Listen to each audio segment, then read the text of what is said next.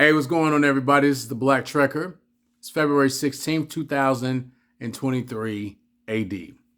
This is a new year. Thank you very much for everyone tuning in today. I appreciate your time. Like, share, and subscribe to my channel so we can talk about the wonders of Star Trek and also the other aspects of science fiction in general.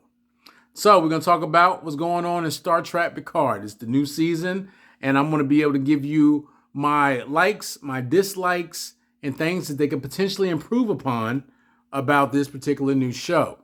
So this is going to be the culmination of the next generation getting up with their old, intrepid leader, Admiral Picard. And from there, they go on one last adventure, one last hurrah throughout the galaxy. So let me tell you what happened initially in this first episode. So the first episode takes place on the Starship Helios. Starship Helios, I believe, is commanded by our favorite old-time Dr. Crusher. And it starts off in a ship, and there's some old music playing, and there's some plants that are obvious, and she's in danger. She's scared. She's being accosted by some unknown assailants that have breached her ship's defenses. And her ship is basically adrift, basically sitting stationary. No weapon systems, no shields. And I believe everything is now automated on these particular ships because it's her, and then this is another gentleman. It's not mentioned who he is, but it's another gentleman that is actually on the ship with her. Now, she's being chased by these unknown aliens.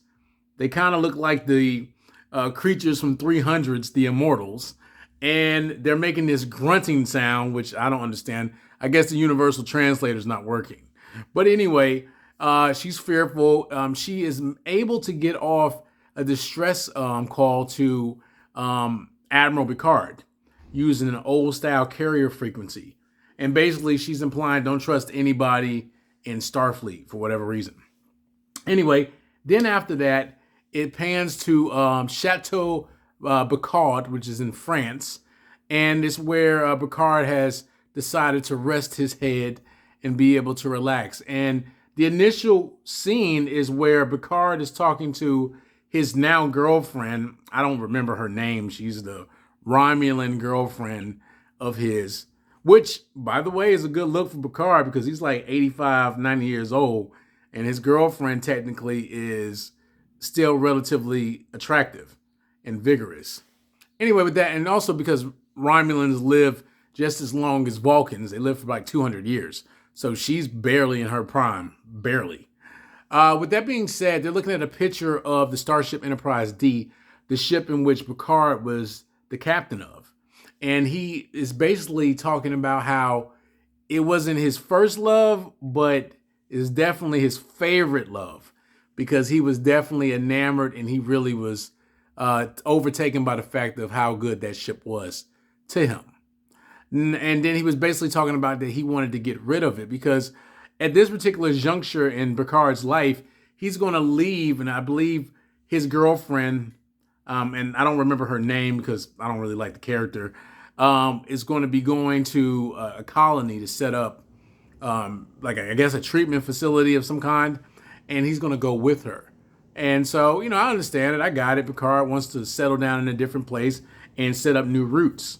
And so he's giving away all of his stuff from his house. And so he's going to be giving away the painting of the Enterprise D, and he's going to give it away to Geordi LaForge. And the young man that's, I guess, his helper around the house is going to actually take it, but his girlfriend tells him not to. And they're sitting at the table rather, and it's talking about all the different memories that were associated with him when he was captain.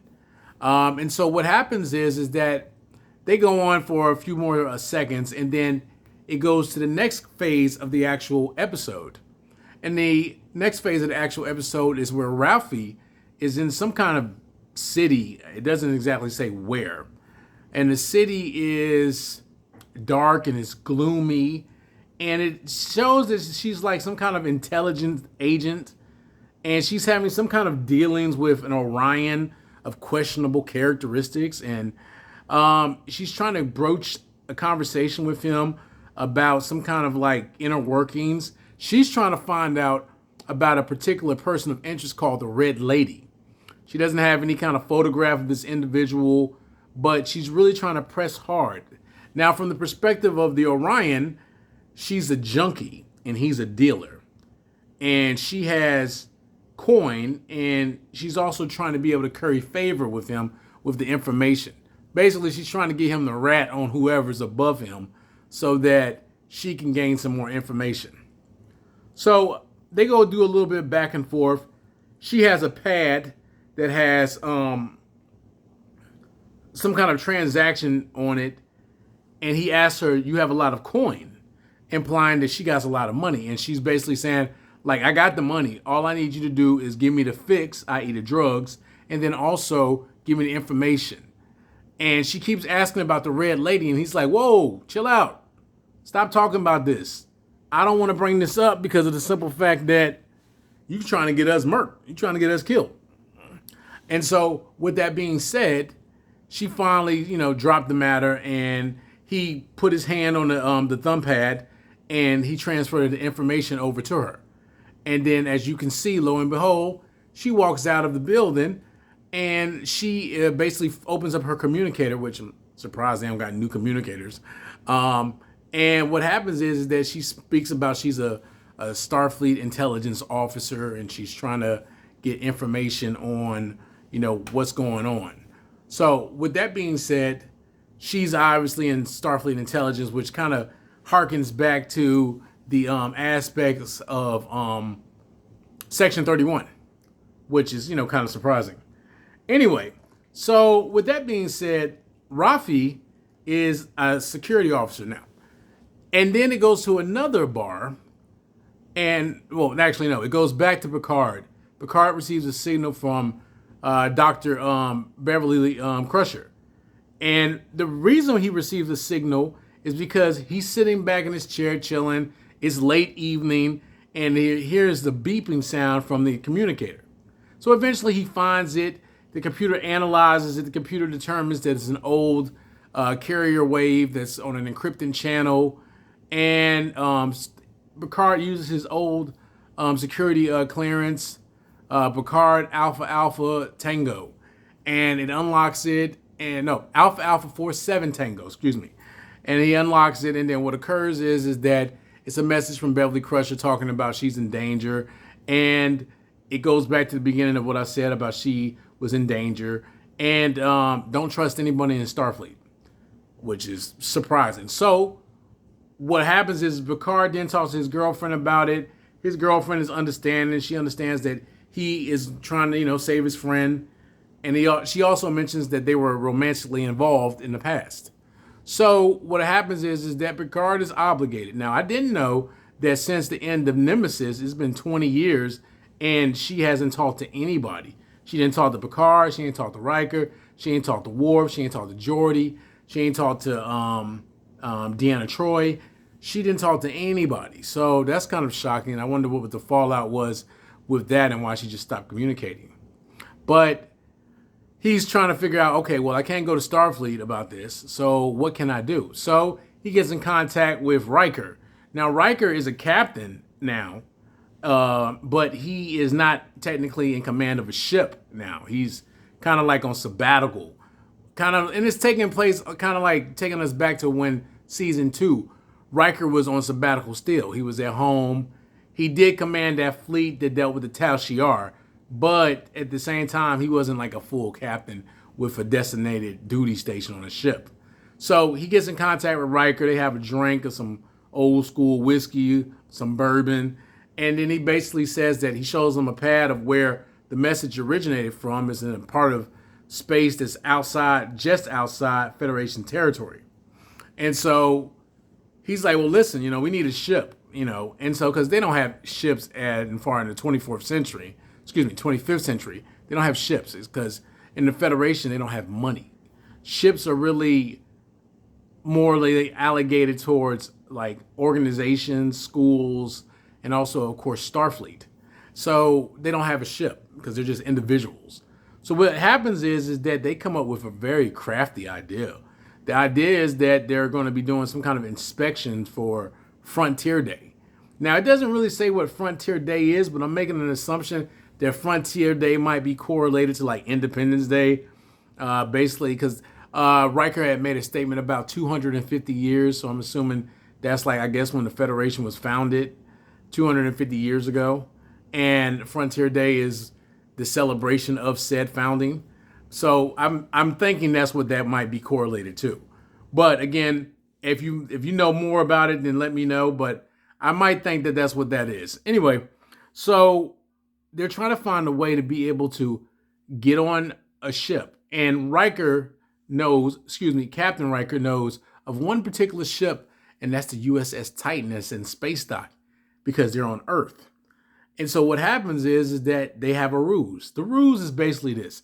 They're going to go on the USS Titan, and they're going to act like they're doing an inspection of the ship prior to this Frontier Day and making sure that everything, all the bells and whistles are all nice and good and prominent and up to par and neat. So that's the objective. Now, I'll say this. At this particular moment, Picard is a retired admiral, an admiral of great respect and esteem. And Riker is a competent captain that has a good track record as well. I mean, they helped save the Federation more than once. So doing an inspection on anybody's ship would be something that most captains would relish in, having such legends. So anyway, they get on the shuttle. They go up to the actual ship. And I got to say, to be honest with you, I was expecting a USS Titan that I seen on Star Trek Online, where the nacelles were kind of like shaped like a Miranda class. But this one is different. It's some kind of Constitution variant where it looks like a Constitution class starship, but a 25th century like remodeling design. I didn't particularly like it. I was like, this is what it looks like. And then also the graphics didn't look as great as I would have thought it would have looked. I mean, come on now, this is the 25th century. How you gonna have Discovery have better graphics on your ships than you have for a flagship episode like this on Star Trek Picard? But anyway, I digress. So when it shows the ship and they're actually going on board the ship, something that I'm not liking about this new Star Trek, and in particularly Star Trek Picard, is that the ship's interiors are really dark. I mean, if you just go back and look at like Star Trek Star Trek The Next Generation, it was really well lit, especially the bridges, really well lit. And then even if you go to Star Trek Voyager, really well lit. Star Trek Deep Space Nine, really well lit. I don't know what kind of cameras they're using, but it's way too dark and gloomy. And although they have adequate light at the display consoles for the given officers and whatever their task or duty is, it's just way too dark. And when you watch the episode, you'll see for yourself, the setting is too dark. So I don't know what Alex Kurtzman is doing, but he needs to brighten it up and make it look a little bit more clearer to see. So upon coming on, they asked for permission to come aboard. And what's surprising is that the captain of the Titan, and this is Will Riker's old ship, the captain of the Titan didn't greet them. I mean, again, Picard is a legendary admiral / captain that helped save the Federation. And also Will Riker, legendary too.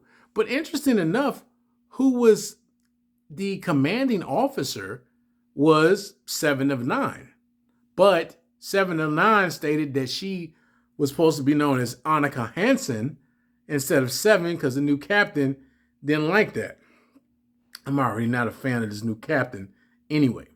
And anyway, she comes on and she's happy to see them and smiling and whatnot. And she basically is like, listen, the captain's not available. He's doing some kind of reports and he would like to have dinner with you guys later. So let's get to the nitty gritty of the actual episode. And I'm going to tell you this. I could tell you about the minutia of them talking about Frontier Day on the Titan. That ain't even important. What's important is that the encounter of Admiral Picard and Captain Riker with the present captain of the USS Titan. So this scene takes place where the captain of the USS Titan is eating dinner already. He invited the Admiral and the Captain Riker to come through to have dinner with him at such and such hours. And this dude is already eating. And I gotta say, his mannerisms and his overall personality towards them is quite combative. I feel like he got a kind of hostility towards Captain Riker, absolutely, because he made some stuff about Bebop. And he was like, I had to purge the system of the jazz. And Riker was like, so you're not a jazz man? And he was like, yeah, I'm not a fan of your Kentucky jazz. So he don't like that. He liked it like the traditional, old school, Shakespearean type of stuff, which is cool if you like that, classical music, but you can't knock Riker for listening to what he would listen to. And it shouldn't be that difficult to purge that out of the system. You should just simply say, computer, delete Captain Riker's music list. That's it. But he made a big emphasis on the fact that he was dissatisfied with Riker's music.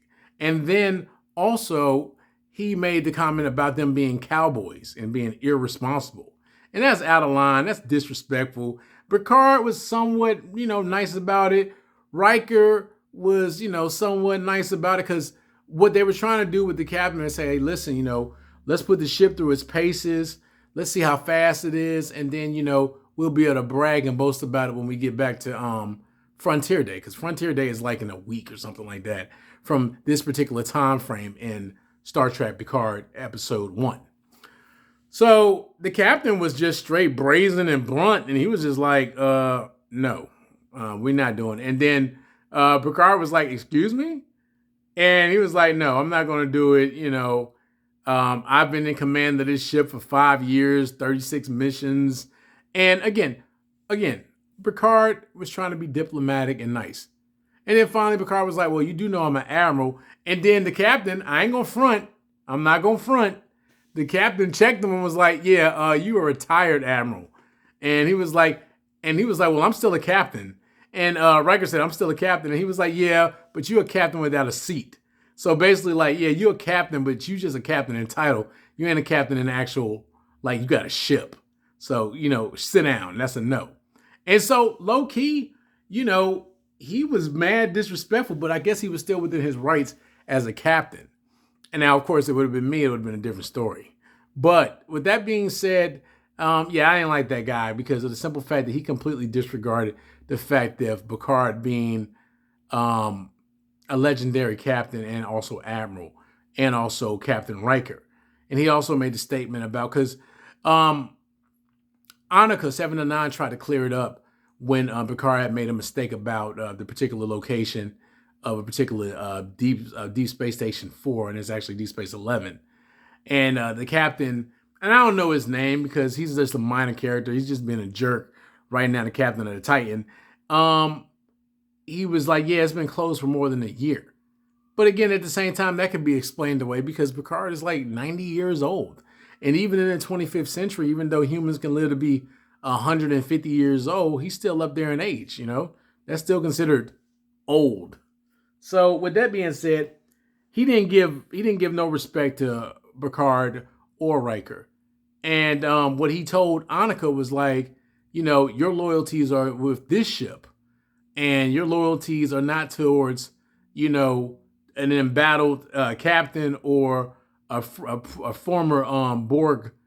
And he looked directly at Picard, which leads me to believe that he got some heat or somebody that he loved and cared about was killed by Picard when he was Locutus. Kind of like how Cisco felt when he met Picard. Anyway, so what happens is that 7 to 9 eventually figures out, and it was a scene where he was like, the captain was leaving, and he was just like, yeah, he's like, listen, we're gonna set you guys up with some accommodations, seeing how we just found out you was coming on such short notice. That one hunter knew real full well that Picard was coming and Riker was coming for at least a couple of days, and he could have set up some. I mean, I don't know the actual size of the Titan and the dimensions of the Titan or the crew complement, so I have to get back with you guys on that definitively. But the crew accommodations that they set up for Picard was abysmal and disrespectful. I mean, they literally had them on a bunk bed, kind of like how it was set up with oh man, what movie was that? Voyage Home, Star Trek 2, No, that wasn't Star Trek 2. Star Trek 3, The Voyage Home. And that was when Captain Kirk had stole the ship to be able to go back in time. And with that being said, the thing is that their whole plan got shot down. And so they're basically sitting there talking like, man, I wonder what we're going to do. And so then they get a call from Ops. Now, Ops, guess who kid is there? Geordi LaForge's kid. And this was in the beginning. She was cheesing, smiling from ear to ear.